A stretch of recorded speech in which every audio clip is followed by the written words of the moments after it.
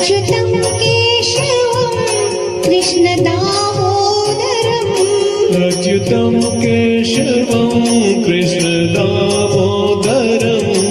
रामनारायणं जानकीवल्लभम् रामनारायणं जानकीवल्लभम् अच्युतं केशवं कृष्णदामोदरम् अच्युतं केशवं कृष्णदामोदरम् रामनारायणं जानकीवल्लभम् रामनारायणं जानकीवल्लभम्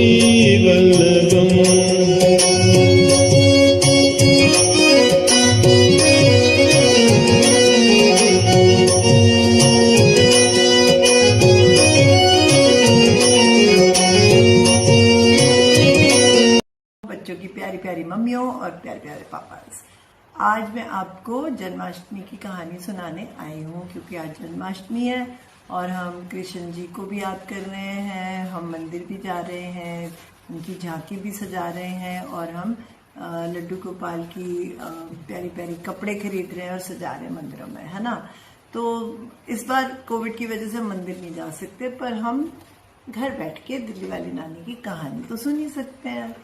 तो इसलिए मैंने सोचा आज मैं बच्चों के लिए कहानी जरूर रिकॉर्ड कर दूं। अब कहानी सुनाने से पहले ना मैं आपको एक बात बताना चाहती हूँ। जब मैं छोटी थी ना तो ऐसे करके कृष्ण जी बनती थी राइट। क्यों बनती थी? क्योंकि जब मैं छोटी सी थी तो हमारे स्कूल में जब भी कोई प्रोग्राम आता था ना तो सीनियर स्टूडेंट्स कभी मणिपुर डांस करते थे, कभी वो ऐसे कथक का भी लीला टाइप डांस करते थे, राधास बन जाते थे सारे।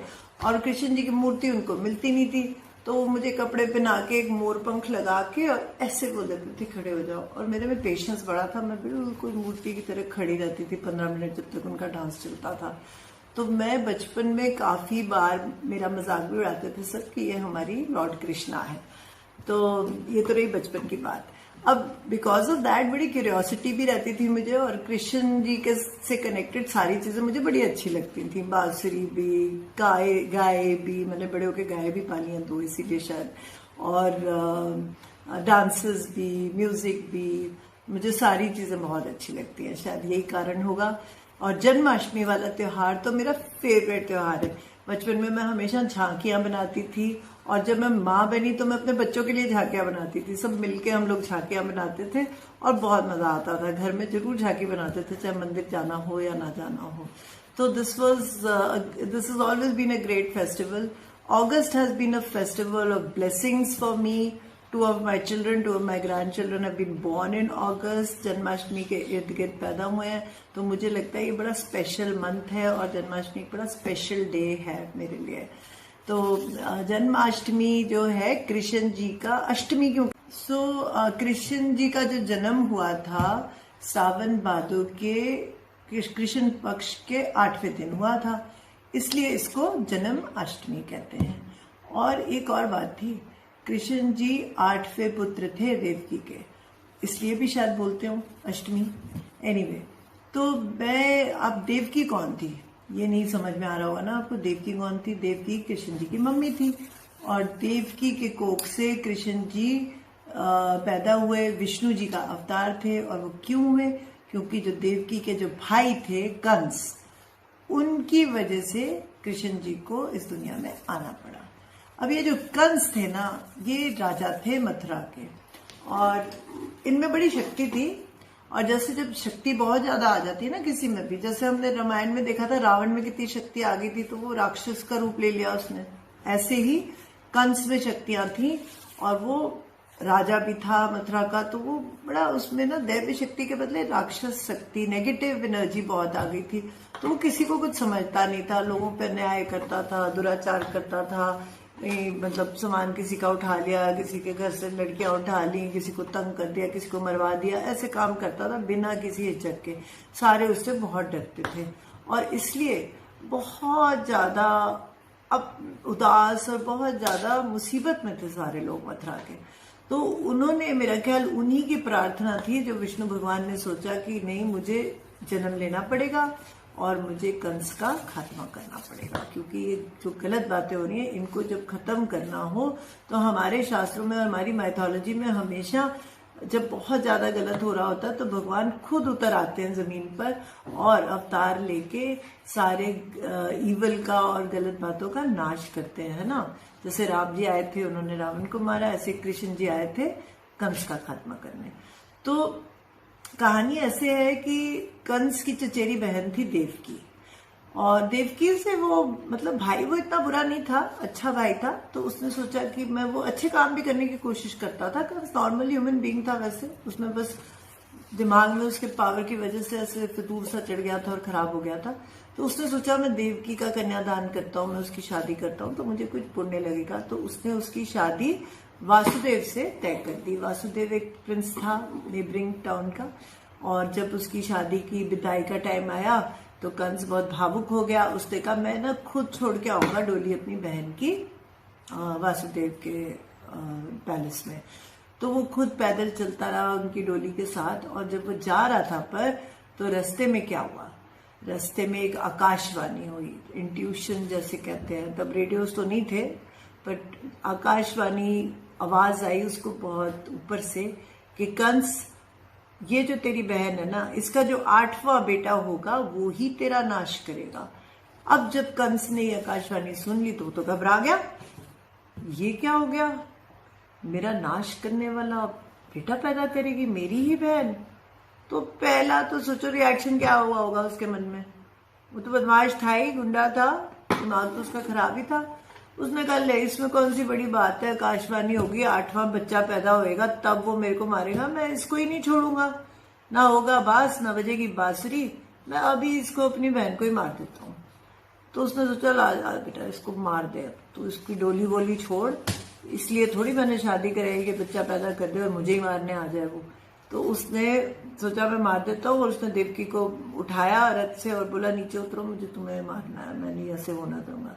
तो वासुदेव घबरा गया, तो वो उसका पति था, उसका धर्म था अपनी पत्नी की रक्षा करना, तो उसने पर थोड़ा दिमाग लगाया और फिर उसने हाथ जोड़े कंस के सामने कि कंस आप जैसा शक्तिशाली कोई नहीं है, सारे ब्रह्मांड में सारी दुनिया में आपकी शक्ति के चर्चे हैं।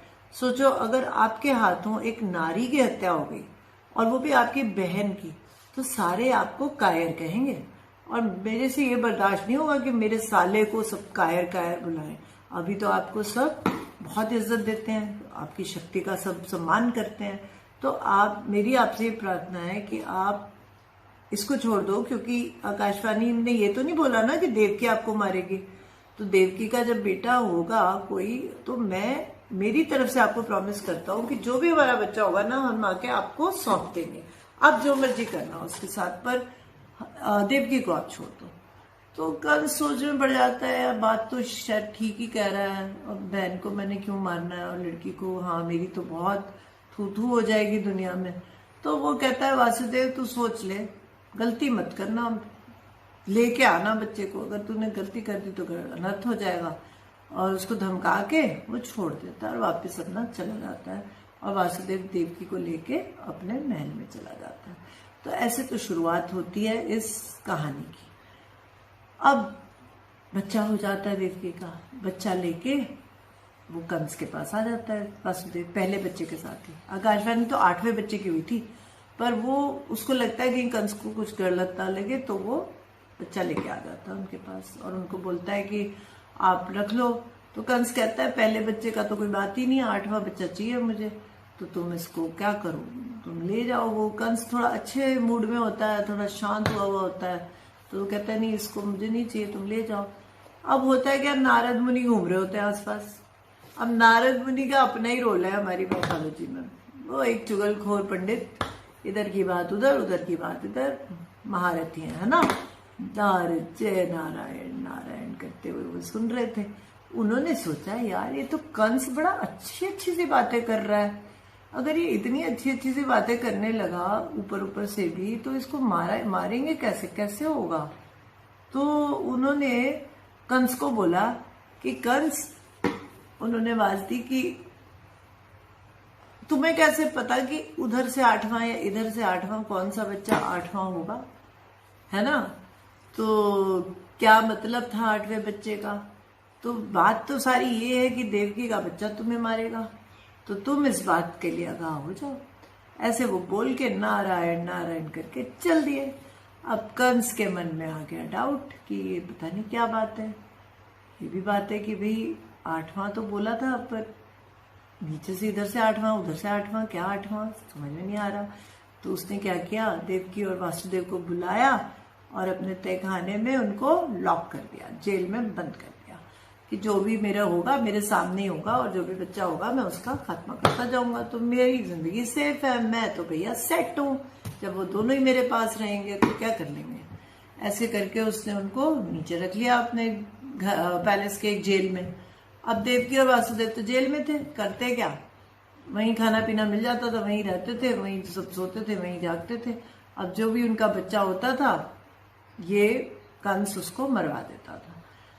अब जब उनका 8वें बच्चे का टाइम आया तो देवकी को पता चला, उसको फीलिंग हुई कि मेरे अंदर जो है आत्मा जो है बहुत ही शुद्ध और बहुत ही मतलब भगवान स्वरूप खुद ही आ रहे हैं।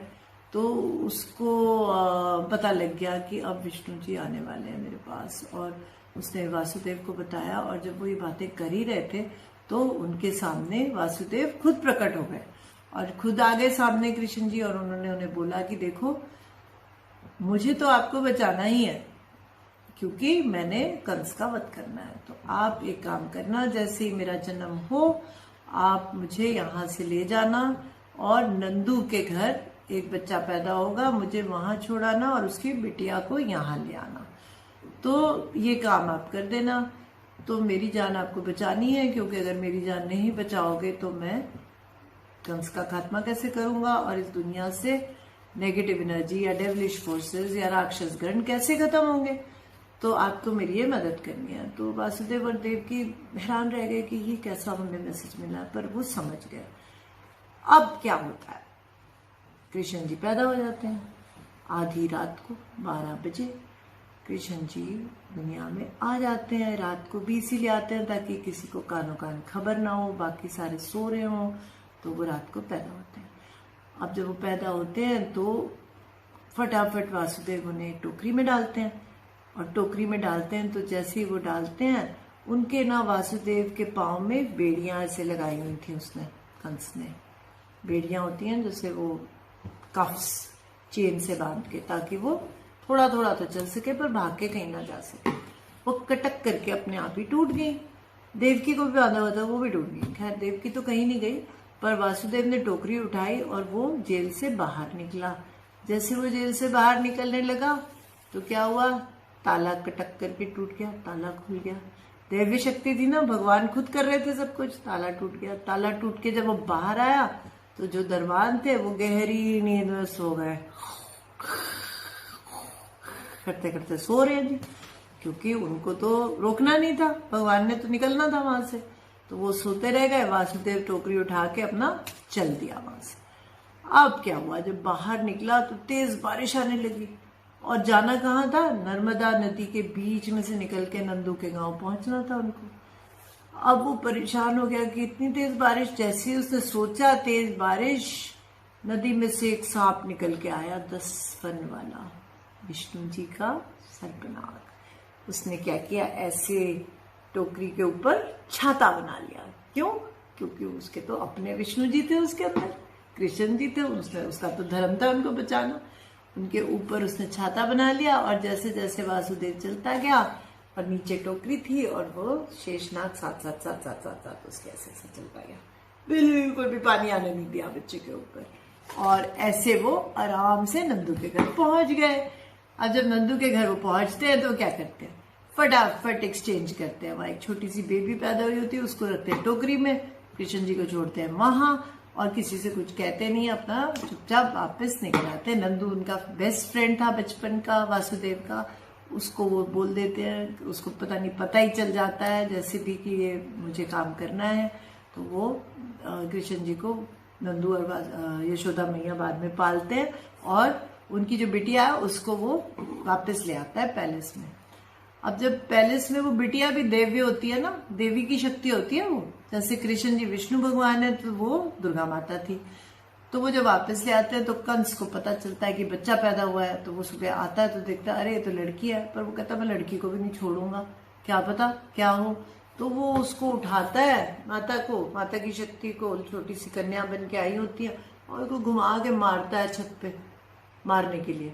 और जब मारता है वो एकदम से प्रकट हो जाती हैं दुर्गा माँ और उसको बोलती है ये तूने बहुत गलत किया, और तू जिसको मार रहा है मैं तो वो हुई नहीं, और जिसने तुझे मारना है वो सुरक्षित है, तो तू अपनी जान बचा, बोल के अभी चली जाती है।